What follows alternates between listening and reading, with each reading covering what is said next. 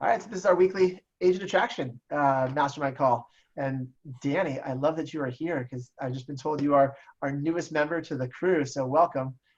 Susan Make was me a once, host, Jesse. what'd you say, make you a host? You're not a Mhm. host? No, Let's see here. How do I make you a host? More, make host. sorry. All right. Well, if you're the host, let's see what happens to the recording. It still keeps going. All right. No, All you're good. right, cool. You're now the host. It's you. You're in charge now, Mike. I'm going live in the group. You just keep going. Oh, okay, cool. So yeah, so this week we're going to talk about, a couple months ago now, gosh, it's been a couple months, we talked about reaching out to all the agents you know in your sphere at the beginning of this coronavirus. And Mike and I were chatting offline about, 2 months later, the conversations we're having reaching out to people now. We've got some newer people to the EXP crew. So if we want to go back to some of the beginning of, Susan made a comment earlier about she is still at the beginning of the EXP journey, and people are reaching out to you, which is amazing. People are saying, hey, I want to talk to you. And we can kind of, Mike, I think it'd be a great topic to go through the life cycle of how that goes when you first come over, some of the initial interaction you get, and then when you get to the next phase of who should you be reaching out to, and then down the road, kind of the long term, what's the goal? How do you sustain growth, and what do you continue to do? That sound like useful topics for today? Yep. All right, awesome. We are streaming live into EXP Pros, right? Yes, we are right now. Awesome, dig it.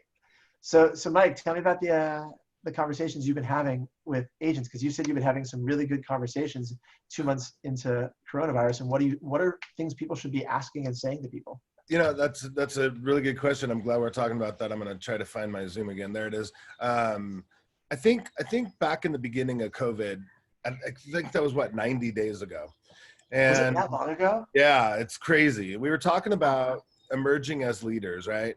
And we said, what are we supposed to be doing right now that's cool, like without being salesy or recruiting? And we came up with just reach out to people, right? Just say hi, check in on them. And believe it or not, in the last several days of I talk to 50 people a day before I go to bed, period, no matter what. And I've been reaching out a lot to people. And it started out, I was reaching out to people that you guys, our team, has given me as leads or people to talk to for you as a third-party endorsement or what have you. And I was just reaching out, and I was finding out that reaching out now was more important than ever, maybe more important than COVID, because people are legitimately freaked the F out. They are scared, they're nervous, they're heartbroken, they're either consciously or subconsciously in a rut. And I started out by doing the birthday videos, every morning, and the responses that I've been getting are huge, right? Like super huge. And I was like, wow, this is actually more powerful than COVID. So then when I started reaching out to people, they're like, it means so much to me that you reached out, So can I ask you a question? So when you say yeah. reaching out 50 conversations, are you talking about 50 phone conversations, 50 text conversations, 50 Facebook messages? Like what's that look like for you? If I put my coach hat on, there's only two real contacts.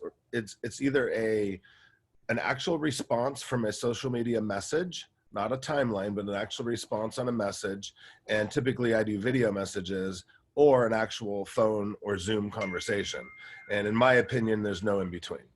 And that's just from, history of prospecting, right? So that's that. And to go back to the conversations, people are like, before they were saying, yeah, this COVID thing's got me kind of scared. I'm just going to try to really worry about how to keep work thing going.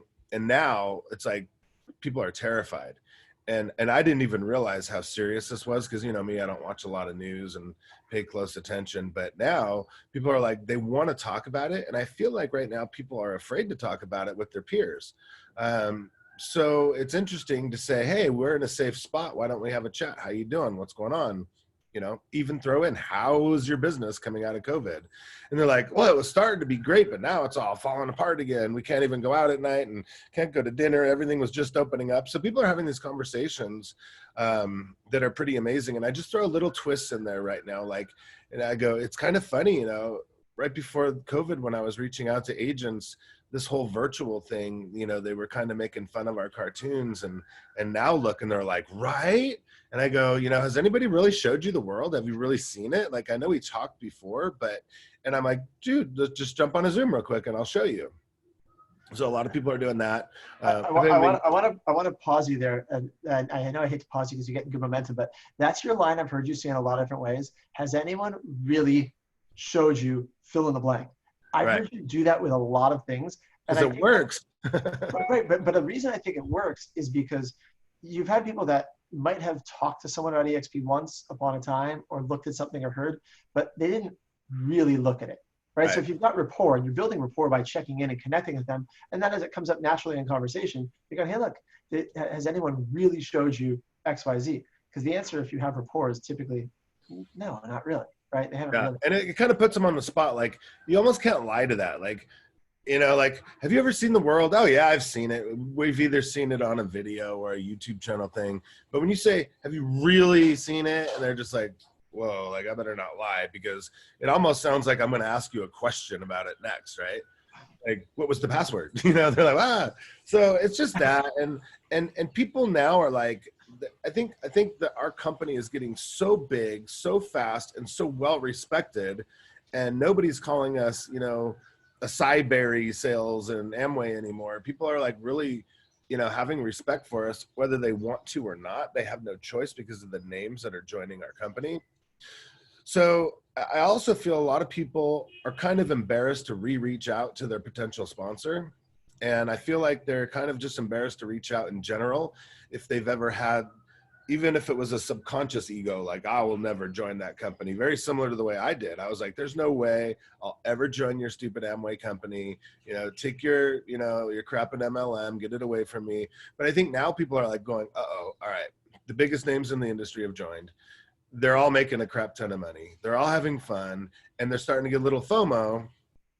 So when you reach out to people, it allows them, you know, you're asking permission, like, can you bring your guard down? And they're like accepting of it.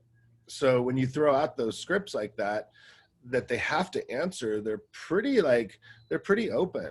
You know, even, you know, we were talking to, and I know William's on this call, we were talking to a guy the other day in Canada that has you can just tell he's like, just got, you know, really good guy, but a big ego. And it's kind of interesting to watch how you break somebody down. And we were asking the right questions, like, have you seen this? Have you done this? And he's like, and I said, what made you get on this call today? And he goes, well, you know, a lot of my big wig friends that are big in the industry are joining. So I'm naturally, you know, excited. And I wish William was part of this. Where are you, dude? But he goes, but William was so persistent at the same time. So I'm thinking William's a pretty good guy. He's got some class, so he's pleasantly persistent. We call that, right? And then, but there was already curiosity built up. It was almost like he was relieved to hear what's going on. And that's how it's been. So every time I put somebody in my phone, and you guys know I suck with numbers, but I put in there EXP lead, and I put Jesse or Scott or Susan or whatever. And I just typed in EXP lead. So of course I had a million of these things pop up. And I'm not really good at taking notes. So I'm just like, who is that? Who is that? And I look at them on Facebook real quick.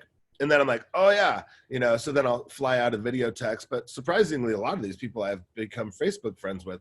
So they've been watching ever since we talked with their potential sponsor too. So all these things, like the stars are aligning. So when you just reach out back to them, it's epic.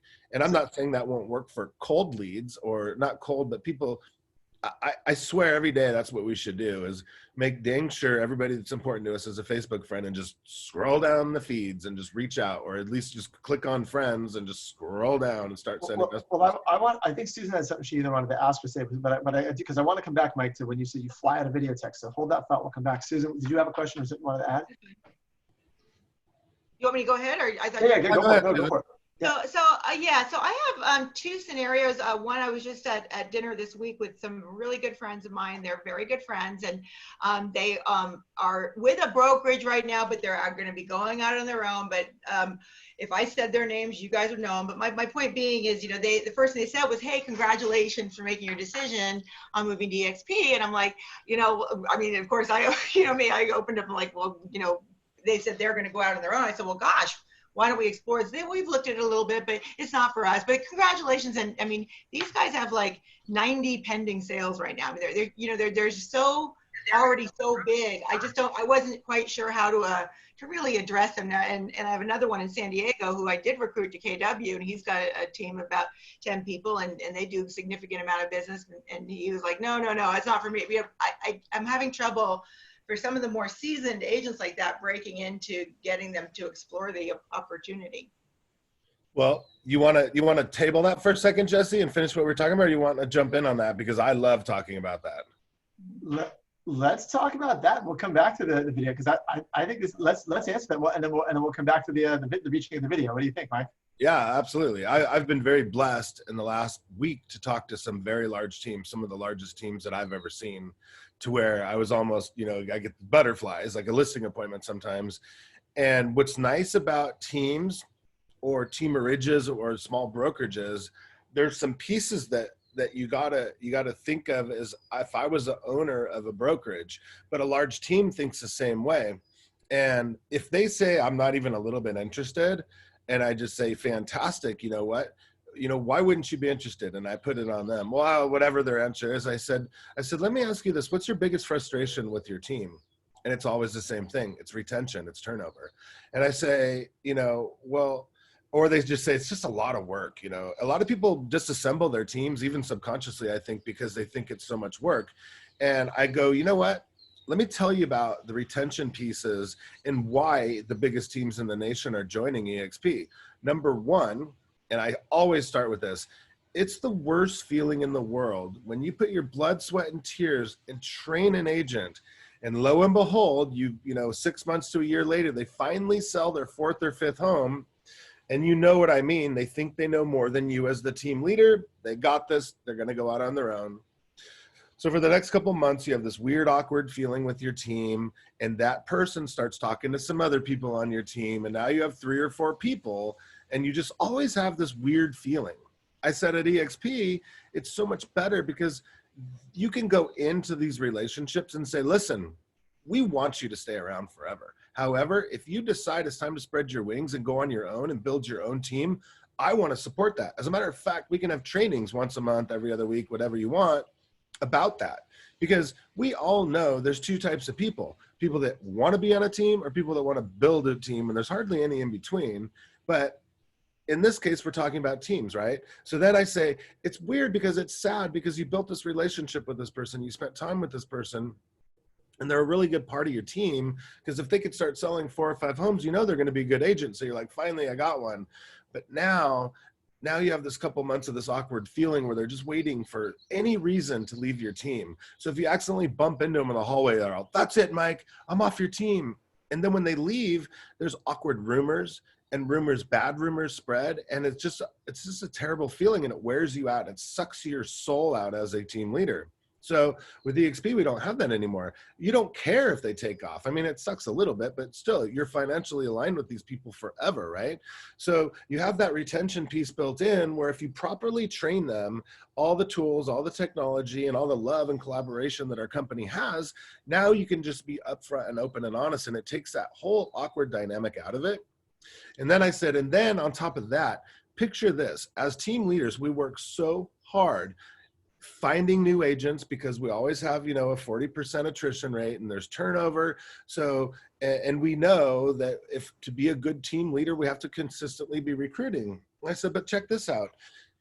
You as a team leader, we'll talk about this in a second, you owe it to your team, right? You're kind of like their parents. You owe it to them to give them the best of the best. However, when they know they have the ability of revenue share, they have stock, they have health insurance, iBuyer programs, the best tools that are actually usable in the industry, you have what's called a little recruiting force out there for you. So as they're out on the streets, they're bringing people to you and saying, hey, join Team Bjorkman, join Team Bjorkman. We have all this really cool stuff. So I said, imagine for a minute, you're sitting behind a desk working with your sellers, and your agents are now lining up agents at your door to join your team, or at least join the company. There's no downside to either. Now they're excited about the company and da-da-da-da-da. Then imagine this. No more liability, right? Even as a team leader, you still are liable for these people at some point. if they go to court, you're going to court, right? Period. So I go, imagine taking out of the liability of this. And as team leaders, we really need to train. We have 5 to 7 to 10 classes a day that train your agents for you. We have all these systems put in place so you as the team leader can breathe, take a lot of stress off your shoulders, take a lot of stress off your back, and let you do what you're best at. Produce leads for the team and yourself, right? So you can take all this off. So every week you can have a 5-10 minute Zoom with your team, go through the training calendar, assign different classes to each one of your team, tell them to come back after. How would that affect your team? How is that going to make your team better? And should we implement some of the things we learned? So now you're collaboratively working with your team. They feel part of it, like all these things. And it just gets better and better and better. And then, you know, if you have them for that long, they're just like, okay. Like I talked to a guy the other day and he's like, man, I wish I wouldn't have talked to you because I'm really busy and I don't have time for this, but all that makes sense. You know, okay, send me the videos. Let me hear more. So talking to teams, remember, and I can't remember who the other day, Eric, no, it was Leo Robles I was talking to the other day. And he was talking about going after some big people. He's bringing over brokerage like 50, like 80. And I said, dude, it's amazing. I said, just remember, the bigger they are, the harder they fall in love with the EXP, right? Because it truly is designed to really help out teams and really take us to the next level. So if you explain it to them the way a team leader or a brokerage owner needs to hear it, now they're down. They're like, yeah, this is super cool. Like now that makes sense because it's a lot about the agent, but when you flip that script and it's about the team leader taking the pressure, the liability off, and giving them the opportunity to flourish and have a mini recruiting team on their team, they're just like, whoa, whoa, whoa, I've never heard about that. Show me more. And then if you get them to go into our team suite and check out our team suite and start showing them around, and I hate that nobody's ever in our team suite, but I show people in there every day and they're like, yeah, I can see teaching a class in here. I go, dude, you have 40 people on your team. How the hell are you going to have a meeting room big enough during the next COVID or the next murder hornet thing? Like we can have trainings right here. And in our training room is my listing presentation up on the board. Nobody's removed it yet. And I say, yeah, I give listing presentation classes in here and they can start seeing it and feeling it. So it's really cool. And I know I went on a rant, but I love talking to team leaders. Can I ask a question to piggyback on that? So is the team suite, so there's things, again, I'm still a couple months in here. So the team suite, is that an additional paid thing? Isn't that, or is that something anybody can use, or how do you get to that? It's an additional paid thing, but we have a massive team suite for our organization. It's a paid thing that we already pay for, Susan, so you have access to it. So if you reach out to Jesse, Golden or Rosie, we'll give you access and assign you a little suite in there. And I almost feel like I saw your name in there the other day already, believe it or not. Okay, maybe I stumbled on it. So that's great information. Believe it or not, the few teams that I'm talking about, there's only a few that I can think of, and you guys might have others, but that I even know over all these years that have actually had very long-term agents on their team. I tell you, the 3 teams I know, and the 2 of them I referred to in the beginning of this conversation, have had people, every person on their team are 10 million above producers on their own.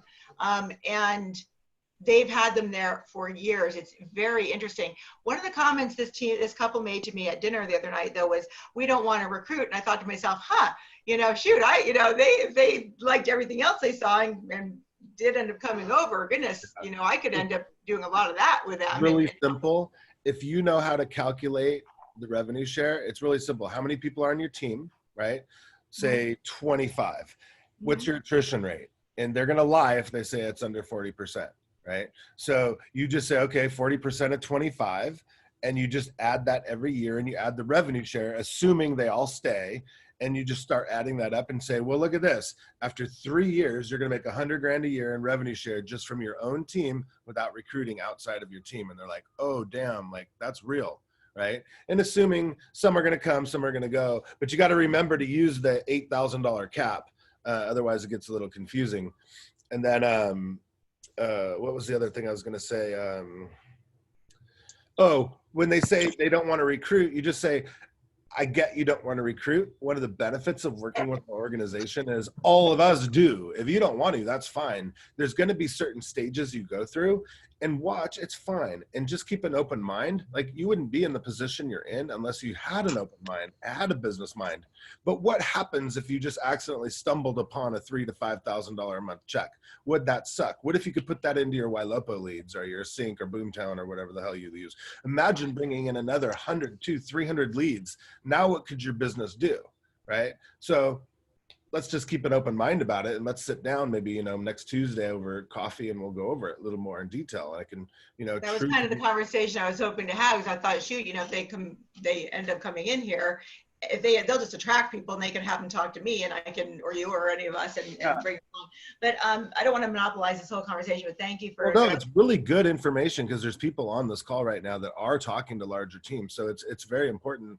My biggest my biggest lesson I learned when I was new was not to say, fine, I'll do it all for you. You can't just say that alone, right? Because they're looking at you like, okay, there's not a lot of validity or excitement to that. I mean, you can say that, don't worry about, there's a whole team that wants to do that for you. However, let's just calculate your own team. Because if you just I calculate my team, it's like a couple grand a month. It's amazing, right? And we barely sell anything. So it's crazy how those numbers add up fast for their own teams. And then when you start saying, remember that attrition rate, and then when you talked about, there is a certain amount of people that have 3 or 4 people on their team that do 10 million a year. And if you're a good team and a good team leader, and you have all your systems and procedures in place, and you give the lead, and you give them the recognition they deserve, that you are going to have those core 3 or 4 agents that stay on your team forever. And those are the people that are the most influential on their team. So those are the people that you want to talk to outside if you just happen to bump into them at an event or at an open house or a mixer or whatever. Those are the people too that if they happen to get the information, and you could say, look, share this with your team leader. And and I don't know how to say this the right way, but I'm really into NLP. So I can just say, one of the things I love about your team leaders is they'll do anything to protect you. They love you guys, and that's why me as a team leader, I'm offering stock and revenue share and the best iBuyer program. And, I'm sure if they had more information on that, they would love for the rest of their team to have that too. And there's different ways of saying that, but you start talking to those people, and because of the organizations that we hang out with, I've gotten to know the team's number 1, number 2, number 3 agents. And I even felt it in my own organization when I started taking my own teams to conventions and whatnot. I had people coming at my team. Will you coach my team? Will you be on this? Will you do that? Will you help me with this? Mike's too busy, but will you do all this stuff? So you start to get to know those people. So you got to pay close attention. Everything you do is strategy, right? So does that answer the question? That helps a lot. Thank you. And can I add one thing on it? And we could, Please. If anyone else has things they want to add too, like Mike just rattled off a ton of amazing dialogues and directions to take it. So if you're listening to this thinking, I can't possibly, not you, Susan, but anyone listening to this, if anyone's thinking, gosh, I don't know if I could say all that stuff that Mike did. First of all, number 1, you don't have to, right? That's a nice thing. If you come across a team you have connection with, that's a bigger team, you could always get whoever's part of your EXP. If Mike's part of your your organization, have Mike say, hey, if I could get you on the phone with someone who has assembled some pretty massive teams and coached some of the biggest teams in the country, would you be interested in chatting with them? Just get them online with Mike, and Mike can chat with them. For you though, specifically, Susan, one of the things, especially if they've had really long-term agents, where I always start with is asking questions, right? When they say, hey, look, I appreciate, I'm glad EXP is good for you, it's not for me. The first thing I do is the same thing I do with any objection handling, that you probably already know this, which is just agree with them and take off the pressure, right? Totally get that. I totally respect that. In fact, actually, I was probably the exact same way. I'm just curious with your team. What do you think the biggest challenges are with your team right now? Or what's the biggest opportunity? And then just listen, because it might be what Mike just said, or it might be something else. And then your brain will figure out a way to either connect what EXP has with their biggest challenge, or if you're like, I don't even know how we can solve that challenge, then let's get them on a call with someone else who can help solve that challenge. And it might have nothing to do with directly EXP. It might be just collaboration in the organization. I have no idea. It's always retention, operation, and team leader after hours involvement. It really is. It's always those three things. Like they're exhausted and they feel like they can do more, be more profitable if they just got rid of all that noise, or the like I said, the retention and the recruiting aspect. I'm pretty used to, about asking all those questions and identifying the gaps in the businesses. I think my biggest challenge, and I don't know if the other people is some of these people are really close and good friends of mine. And I feel like I almost do better with people that I don't know that well, only for the fact that I don't want to be disrespecting our friendship. And, and if they tell me that, I kind of, you see what I'm saying? I just kind of want to respect that. And yet at the same time, like, well, shoot, I certainly don't want to talk to somebody else either, and I guess I'm dancing around that situation. Jesse just gave you the best thing ever. And he said, oh, okay, as a friend, I run a team too. What do you think's your biggest challenge right now? And he said something that I hope you guys all caught.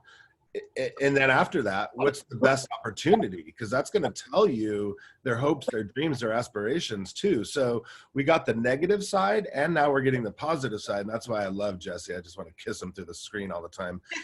So good, right? So that is an amazing thing. And then that's when you look towards your support team and say, you know what? I remember talking to Mike and Jesse the other day, and they had some really profound things that they were doing in the past with their teams. I wonder if we could have a mini mastermind, maybe, on a Zoom with all three of us and just kind of tackle some of those things. Would that be cool? And that's not a real big thing. Most people would love to do that. And now it's out of the world of direct EXP recruiting, because I agree. If they're close friends and they're telling you, look, no, not my thing, you do the friend. I mean, you've got to respect where people are at. There's someone, and I forget who said it, Rob, Flick, Gene, Frederick, one of those guys in one of the videos says, I'm pretty sure it's Rob, says, you're looking for the people that are looking for us. Right, Rob, right? You're waiting for the people whose doors are open.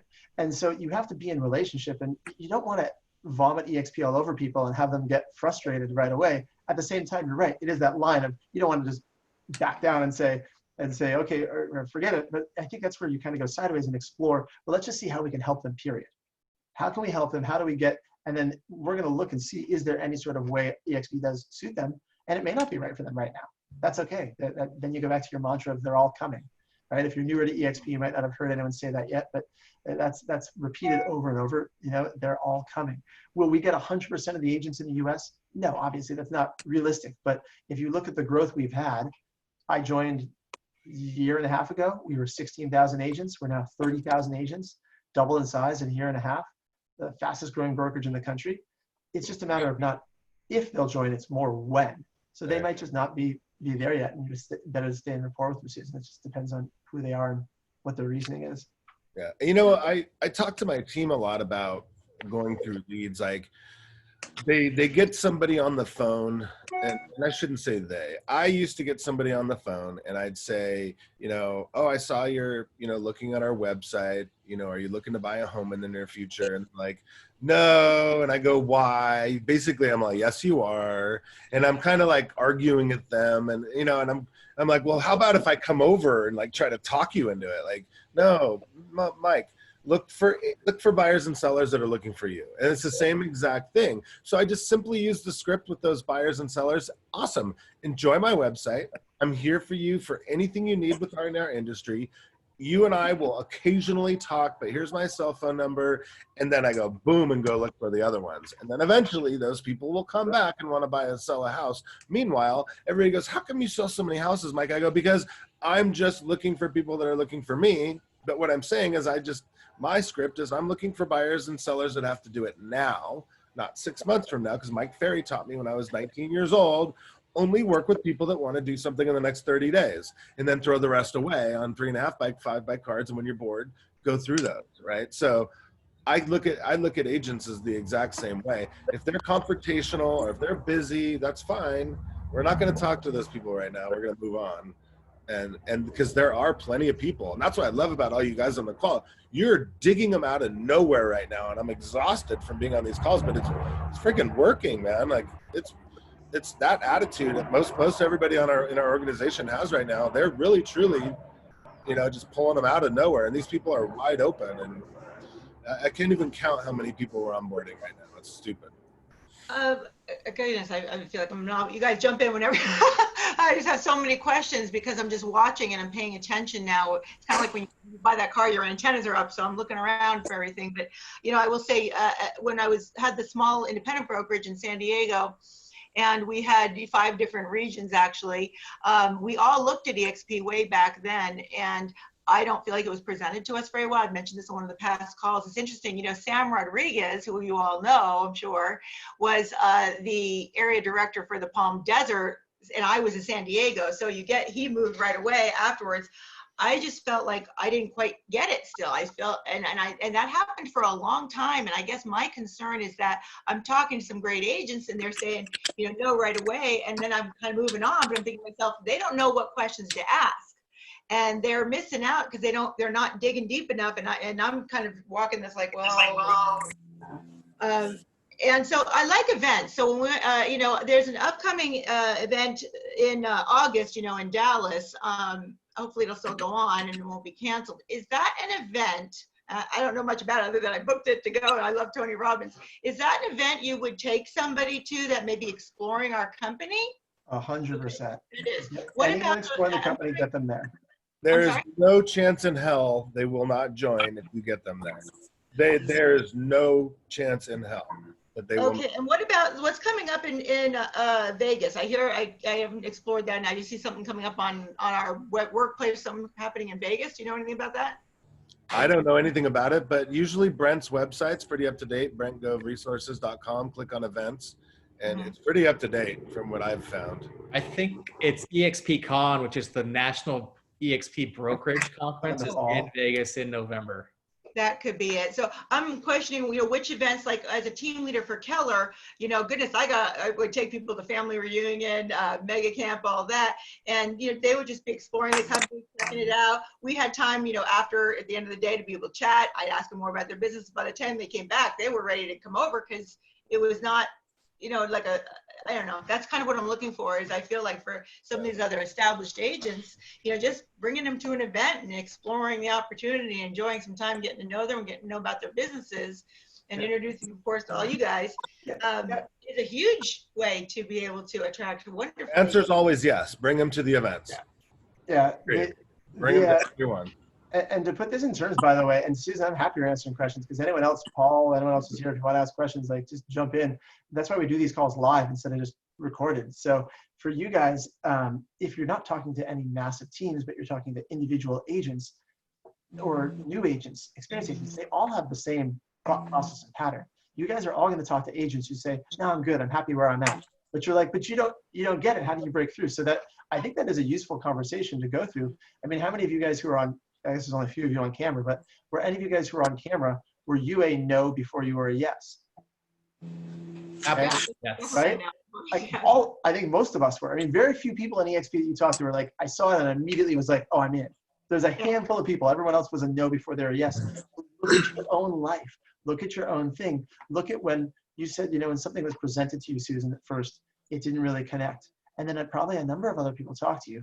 So, what changed at what time? Was it just you that changed? Was it the way they interacted with you? My guess is a lot of it was just timing, partially.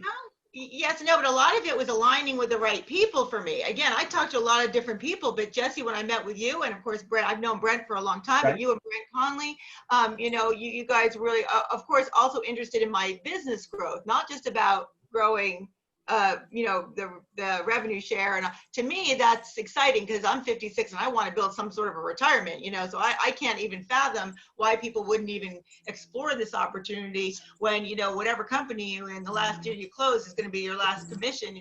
Why not build wealth and for your family and a legacy for your future? But pause right there. So what you just said, and I know you do this, by the way, Susan, I'm just doing this for the sake of the call to talk through it. But when you start asking these questions about what's important to people, this is where you'll discover, because they're going to tell you. So for you, you are saying, look, I'm looking at building this, retirement vehicle. For some people, they're focused on how do I increase my team's productivity today? That's all I care about, right? I got good retention. I don't think it's too much work. I love running this team. I'm excited about it. But what do I want? I want my team to sell more houses. That's all I care about. Awesome. Well, So then- actually, that's what draw me to you, actually, Jesse, because you know that we use commissions. Exactly. Yeah. And so then we focus on that. And this is where, when you said again, the people, where I'll just keep reminding you guys to get your organization involved. You don't have to do this alone. You want to lean on the people that, whether it's your sponsor, your sponsor, I don't care who it is, people sideways in the organization, below you, it doesn't matter. Get the people around you involved that can help add some value to whatever's important to them. If it is selling more houses, let's not talk revenue share. They say they don't want to recruit. They say they want their team to sell more houses. Great, that's what we'll focus on. But you'll notice that they probably are curious about the revenue share. When they say they don't want to recruit, do you guys know what that really means? No. Anyone got to guess? What does that really mean when someone says they don't want to recruit? There's no right answer here. There's a few different things, but I got my interpretation. What does that mean to you, Scott, when someone says they don't want to? I think it means they don't want to spend more time. I think they're too busy selling houses, and they think it's going to be another part-time job. Okay, that's absolutely what could be one reason. I think a lot of it is they don't want to look like they're forcing something on their friends, right? The same way they felt like at first they were like, no, people keep talking about this, they're interested. They don't know if it's going to work. They don't know if they'll be any good at it. They're a really good real estate agent, and they're worried that they might be terrible at this. They might take focus away from their sales. All these concerns or anxieties going through their head when they say they don't want to recruit. So in the moment, there's no way you'll ever possibly convince them and say, oh, you'll be a great recruiter, even though they might be. But if you notice when you take the pressure off, they'll get curious later. These same people, Susan, if you continue dialogues who said they don't want to recruit, are the ones later who'll be like, so how does the revenue share thing work? Well, great. It's a great point. I try to, they want to focus on their business, and I let them know this is a revenue sharing company. Thereby, we are actually focused on the growth of your production, your business, with a value of revenue. We wouldn't be a company revenue sharing anything if nobody was productive. So, we drill it down to where their needs and their gaps are in their business, and then this is, obviously when their business is thriving, people will notice that and they'll be attracting more than recruiting. I like the attraction word better than recruiting. This is EXP Pros is our group. Is that right? Because I'm not even clear on that. There's a lot of things I'm like questions on, so I'm taking this call. And yes. Maybe. So for Danny and Susan, anyone else new, make sure you are a member on Facebook of the EXP Pros Facebook group. It is a group that Mike Bjorkman started. Originally was just, in our organization. At this point, there's a lot of leaders from other organizations in there, but Mike and I and a couple other people are always trying to post any sort of important EXP news. So if you're not going on Workplace all the time, at least check EXP Pros on Facebook, because we'll take some of the best stuff. So that's not exclusive to our group, though. Anybody can join it. Is that right? Okay. Yeah, I mean, there's maybe 550 people there. I think it's mainly our group, right, Mike? If they're not signed up at EXP, I don't let them in. They have to be at EXP. In the beginning, it was just my organization, right? Everybody from me down. And then I was like, well, that's stupid. And then people start finding it and hearing about it. Like, we have 2 or 3 people right now watching that are not in our lines per se, but they're still our friends and they're still our business partners. So anybody, and all the badasses are in the group. I've put every leader of our company in that group. So they're always watching. Well, the cool thing is, yes, the groups matter, but the groups also at some level, they don't matter. We're going to help each other. Like, if you want to get to know everybody who's a badass in any part of this company, because you might connect to someone that you're talking to someone, Susan, who is, again, using this team example. And maybe they're not a good fit to talk to me or Mike, but they're a perfect fit to talk to so-and-so who's in another organization. Great, have them chat with them. That's the cool thing about this company, is you really can leverage anyone that's a fit for, you think it's going to be the right person to connect. And that's why making friends and networking across EXP, I really think is important. Yeah. All right, this is fun. I like this call. This has been fun. Anyone's got questions? Otherwise, we'll cycle back to where we were at the beginning. But Mike, you got something you want to add? No, I think it's a good time for questions or to circle back to what we were talking about. I don't even remember what we were talking about, to be honest. I know, like a steel trap. I have these helicopters and sirens everywhere around me right now. So I'm like, what's going on? We're supposed to have that 4,000 people riot thing today. So I'm all on edge. Well, all right. So what we were talking about at the beginning was the follow-up piece. And you had made a comment that you shoot off some video text messages. Oh, yeah. Everyone on this call is qualified to send off a video text message, because all you need is a cell phone and a face. And I'm pretty sure everyone has both of those items. So the only thing that would stop you would be time. But I did this a couple weeks ago when someone said, you got to do 10 of these a day. I said, I'm going to do it. And it only lasted for one day where I sent out 10 a day. But at least I know how to do it. And you know how long it took me to send off 10 video messages? Personal video and text messages. It took me like 20 minutes to do 10 of them. Faster than typing. It's faster than typing. So the question for you, Mike, is the only other thing that will stop someone is, I don't know what to say. So, and would you mind muting out? You're the host still, Mike, so I can't mute people. I think someone's got a little background noise. Or not you. It's trying to figure out where it's coming from. But Mike, would you give us an example of what do you send a video text? So when I'm reaching out to somebody, typically I like to scroll through the feed for like 5-10 minutes, just go scrolling down, because I'm always looking for the algorithm, right? So I'm looking for people that could be important or influential, and I'm looking for their life events. And then I'll just say, like, I'll give you a good example. I'll just give you one right now. So I was scrolling through Instagram right before we got on this call. I was multitasking, as I do. And I found a girl that's very influential, that knows a lot of realtors in our town, but she could refer me, but just influential person. So I just reached out to her on Instagram, and I just said, hey, what's going on? I hope everything's good, because I saw she was setting up her gym, right? And for social distancing, I just said, hey, I hope your clients are still paying. And I know she has an outside business where she teaches people how to open gyms, whatever. So we just started going back and forth, right? And it was just video messages, and it's so much cleaner. It's so much easier. They're more engaged, but people can see your sincerity. And I just don't think that if you reach out to somebody you haven't seen in 6 months or talked to and just say, hey, Jesse, it's Mike Bjorkman. I just want to reach out and say, hope you're okay.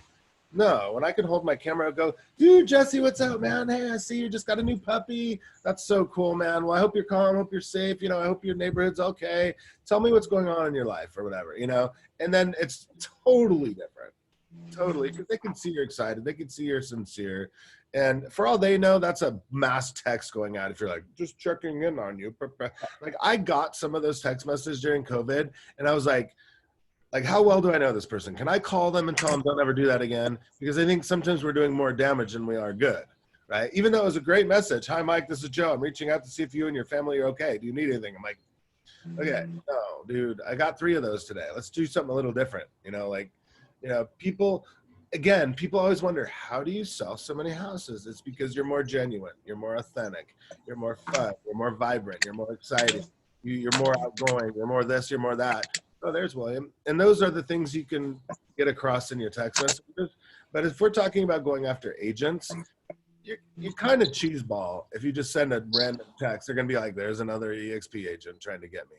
But if you say, dude, I saw you got a new puppy. That's so cool. Like, oh my God, that was cute. You know, just this morning, you know, my Instagram story, I was playing with my dog on the ground, and that sparked so many video messages going back and forth.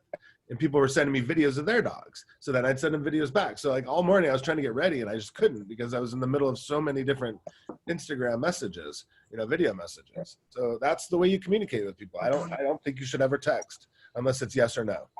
You want to meet me for lunch today? Yeah. Or no. Thanks, Mike. Now that you said that, my girlfriend wants to get a dog now. Appreciate that. Yeah, sorry, Daddy. You should have a lot of dogs.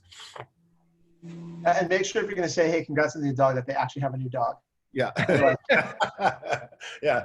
Check Facebook feeds. Like, you can learn it. You could literally talk to 25 people a day on Facebook alone, because everybody's feed is a life event. So you can actually reach out to them, and you have something in common with them. And don't bring up EXP, whatever you do. Don't. Like, unless they're doing something virtual, like, you know, it just don't. So let's answer the next logical question, which is, so let's say when do you bring up EXP then? But Mike, when do you bring up EXP? And I think that's an awesome question. And here's how I've been handling it lately. So even on birthday messages, I'm getting a little bit cheesier. Like, I would love to be business partners with you. Or when can we possibly work together? Or when are we going to have a virtual date or something like that? And then that way I can go into it. But when you say to somebody, I would love to work with you more, I'd love to be able to collaborate with you more, they're like, yeah, sure. What do you mean? Like, I have an appointment today. I did a Facebook post the other day, and I was only up for like 5 minutes because I got blasted, you know, but it said, I'm going to emerge out of this as leader. who wants to be with me? And it was up for 5 minutes, but there's a couple people that I have Zooms with that said, what does that mean? I want to be a leader and I want to know how you're going to do it. So I have Zooms with them and they're big agents. They're like, I really want to know. I'm like, cool. So we're going to have that conversation. I would say we're building an amazing team of collaborating agents around the country.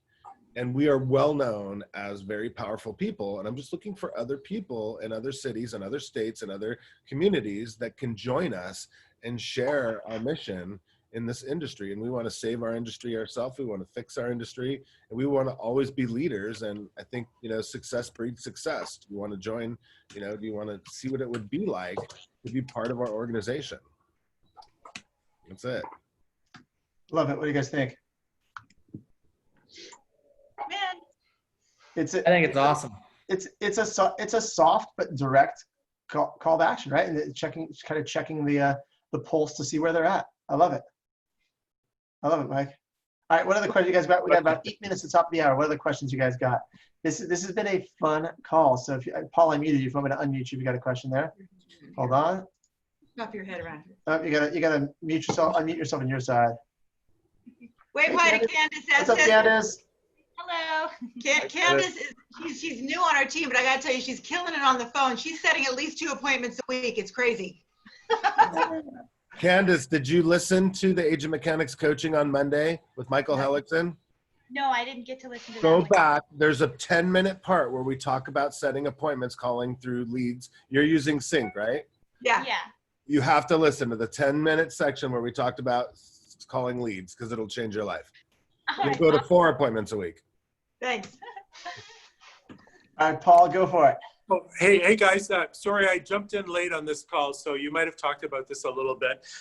Thanks very much for the suggestions you just made about the video texting. I never thought of that. So my deal is that I talked to about 50 agents when I first joined, and just even before I first joined, like just before Christmas. And I've let a lot of those people slide. And I'm just wondering if you have any words of wisdom as far as reestablishing, what to say, basically, if I call them back or communicate with them again. Come on. Yeah. So you got to watch the Rob Flick 90-minute video until your nose and ears and eyes bleed, right? So okay. I was talking about sending text messages to people that are on your wealth chart, right? So those people need to be communicated with every week or two, probably every couple of weeks. But a really cool thing to say is, hey, Paul, I was just thinking of you. Remember I joined EXP last December? Well, now we're 6 months later. I want you to know it's awesome. Because remember when we talked, I was trying to have you punch holes in it a little bit, but now I know for sure I love it. And it just gets better every day. Can we revisit you being a business partner of mine? I wish I'd recorded that. That's perfect. It is recorded. It is recorded. Listen, do it again. Mike, Okay, I'll play play that over and over. Thank you. When you ask somebody to become a business partner, do they assume you're asking them to join your team, or? And that makes them ask every time. But the new one that I just started using is I want to collaborate with you more. They're like, what the F does that mean? And I go, we have such a cool group of people that we talk to every day, every week. And we're actually financially aligned business partners, but more importantly, we're kind of like a family, and you're a good fit. I want to show you what that would be like for you to be in part of our organization. Can we spend a couple minutes? And they're like, what? Okay, what? And then it works. That's the best one I've heard yet. Right there. I love that. I'm going to watch that over 10 times. That's it. Those two. I mean, that's the thing, guys, is you just need some of these little transitions, because a lot of you are talking to a lot of agents, and it's just about opening that dialogue. And some of you are talking to agents and you're getting, the wall put up, which is okay, because it means you either need to talk to more agents or figure out how to go around the wall, like which we talked about most of this call, I feel like, is how to go around that wall, right? I mean, you guys are doing all the right stuff. I just put in the chat message the Rob Flick 90-minute training, by the way, which really is fantastic. And I feel like I feel like we referenced it at least once a week on this thing. Mm-hmm. Because nobody else will take the time to do a 90-minute awesome call. Only Rob. And that's like 5 years old now or whatever. But it still all works though. Yeah, I want to finish with a thought that I don't think we dove into, and a couple of people jumped on the call late. I don't know. We were talking about how I was going through my phone and following up, and you guys hear it, and it's actually so cliche, the fortunes and the follow-up, right? So a couple of weeks ago, I was listening to Michael Hellickson talk about it, and then my reticular activator started humming like crazy, the fortunes and the follow-up, the fortunes and the follow-up, and it's every industry, they talk about it, right? So I'm going through my Facebook feed, Instagram, are you following up properly? And it's almost like Alexa heard my brain and is like, here, let me really help you with follow-up. But in the last couple of days, the conversations I've had a very real conversation with myself saying, Mike, if you would have followed up 2 years ago properly with all the people that you've talked to, you would probably be very wealthy right now. And it's true. Just like in real estate, if we would just follow up with our leads, that we would actually use our database and our CRM for it, we would all be wealthy. And I just have to say, like, I don't know what slapped me in the head, but it did. And now I'm like, okay, follow up, to the point where I'm probably going to put everybody in the CRM that I've been saying for 2 years. So, crazy. The fortune is in the follow-up. And that's how we'll wrap this call up, because we talked a little bit about the different phases you go to with EXP. So if you're newer with EXP, as you start to tell people and announce it on social media, and if you're putting content out there especially, you will get some inbound people that come to you and say, hey, tell me about EXP, which is awesome, right? After you get through that wave, and some of that does continue if you're putting out continuous content, but after your initial, the people you know kind of know about it, then there's a group of people who know you that aren't initially curious, but they will be at some point. That's where you have to do this follow-up you're talking about. The fortune is absolutely in the follow-up. And then at some point, depending on how big your sphere is, for some of you, you will exhaust the sphere of agents you know. For some of us that have been doing this for years, but just know lots of agents, I'll never get through all my list of agents. Like, it's just, there's not enough hours in the day. But for some people, then we'll get to the third phase, which is you'll actually have to do some things to expand the amount of agents you know, right? So if you're there, that's a topic we haven't come to in a while. We can talk about that topic in future weeks' calls, but kind of recognize which segment you're at. And then most of us, it's that follow-up piece. You're looking for the people that are looking for us. And in the meantime, just continue to follow up and add value to everyone else. That's it. So good. So good to see you guys. I think we're good for that. Anyone got anything else before we wrap up? We got a minute left. Don't forget, go back to the other episodes. We have, 20 of them or something. It's titaniumagents.com. Titaniumagents.com. Download it on the podcast. Listen to it while you're working out. Listen to it while you're driving. Every hour that we do of this, Jesse says some profound 10-second thing that'll change your career. And this call, it was you. You said 2 scripts that people are going to remind. You got to listen to the entire thing. We need a fast forward button. Just we'll cut. Maybe we'll cut that clip out. We'll have Deanna cut out that clip at that time. I think it'll be probably at the 50-minute mark. There was 2 scripts. One that Paul said I'm going to listen to. One that Susan said that's it. I'll listen to that one over and over again. And that work good for real estate sales too. They're all interchangeable. Sales is sales is sales. Yeah, and Wesley and me are going to go back and just talk about murder hornets. That was the takeaway from earlier in the call. That's the next disaster coming. I'm like, what? Killer bees? We back to that? All right. Anyway, guys, have a wonderful week. Stay safe. Do what you do. Good to see everybody's smiling faces. Bye, guys. Bye, guys. Bye, guys.